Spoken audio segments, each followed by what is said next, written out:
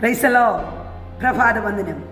ഈ പ്രഭാതത്തിൽ ഒരു അനുഗ്രഹിക്കപ്പെട്ട സന്ദേശം എനിക്ക് നിങ്ങളോട് പറയുവാനുണ്ട്. എഫെസ്യ ലേഖനം 3-ാം അധ്യായത്തിൻ്റെ 20-ാം വാക്യത്തിൽ പറയുന്നു, എന്നാൽ നാം ചോദിച്ചതിലും നനച്ചതിലും അത്യന്തപരമായി ചെയ്യുവാൻ നമ്മിൽ വ്യാപരിക്കുന്ന ശക്തിക്ക് കഴിയും.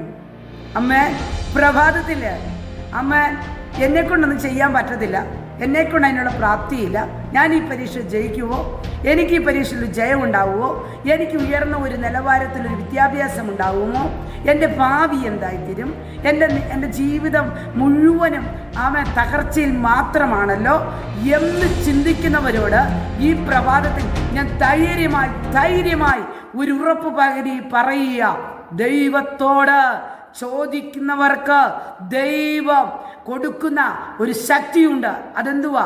ശക്തിയോടെ വ്യാപരിക്കുന്ന ദൈവശക്തി. അമ്മാൻ, ശക്തിയോടെ പകരുന്ന ദൈവിക പകർച്ച തൻ്റെ ജനത്തിൻ്റെ മേൽ ദൈവം പകരുന്ന ദൈവമാ. അമ്മേൻ, ഇന്ന് മുതൽ യേശുവിനെ ഉള്ളിൽ ധരിച്ചെന്നുള്ളതായ യേശുവിൻ്റെ ഉള്ളിൽ ഉണ്ട് എന്ന് ബോധ്യമില്ലാത്ത ആരെങ്കിലും എന്നെ കേൾക്കുന്നുവെങ്കിൽ യേശു സർവശക്തനാണ്. അവനെ കൊണ്ട് കഴിയാത്തതൊന്നുമില്ല.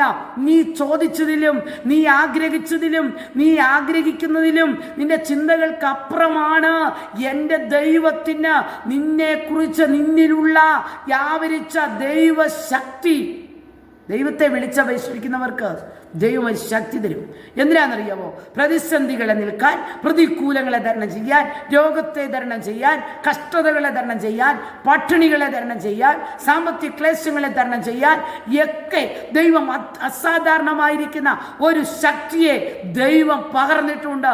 ആ ശക്തിയാണ് എഫെസ്യ ലേഖനം 3-ാം അധ്യായത്തിൻ്റെ 20-ാം വാക്യത്തിൽ പറയുന്നത്, എന്നാൽ നാം ചോദിച്ചതിലും നനച്ചതിലും അത്യന്തം പരമായി നമ്മിൽ വ്യാപരിച്ച അമ്മേൻ ദൈവശക്തി.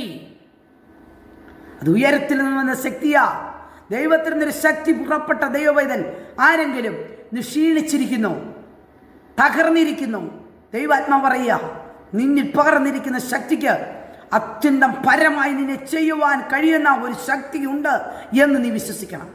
തകർന്നിരിക്കാതെ ധൈര്യമായി ശക്തിയോടെ ആത്മനിയോഗത്തോടെ ആ ക്രിസ്തുവിന് വേണ്ടി അമ്മ നിൽക്കുവാൻ നീ ഒന്ന് തയ്യാറായാൽ മാത്രം മതി. ആരെങ്കിലും ഇന്നെൻ്റെ ശബ്ദം കേൾക്കുമ്പോൾ ഇങ്ങനെ ഒരു യേശു ഉണ്ടെങ്കിൽ ആ യേശു എൻ്റെ ഉള്ളിൽ വരണമേ, ആ ദൈവം എൻ്റെ ഉള്ളിൽ ഒന്ന് വസിക്കണമേ എന്നാഗ്രഹത്തോടെ ഒരു നിമിഷം പ്രാർത്ഥിക്കാം.